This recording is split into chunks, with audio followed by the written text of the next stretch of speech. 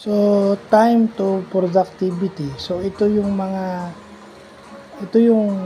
panahon o taon o buwan na hinihingi sa mga bagong salta o bagong empleyado sa isang company o sa isang organisasyon para magawa yung hinihingi sa kanilang trabaho. Kumbaga, yung magawa nila yung trabaho nila na kahit sila ay baguhan pa lang. So, hindi pwede na dadahilan mo na bago kasi hinihingan ka ng time to productivity. Yun ang tawag doon kasi usually kapag may dinelegate sa yung task, umaandar na yung time to productivity na yan. Ibig sabihin, binigay sa iyo yan, inaasahan nila na may output ka after 6 months, after 1 year, or after 2 years or 3 years. Ganon.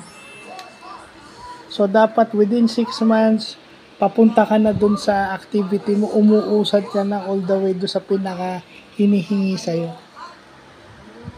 So, yun yung dapat. Hindi kasi pwede dinadahilan na bago ka pa lang kasi meron nga required na yun na nga, yung time to productivity. So, yun lang pa.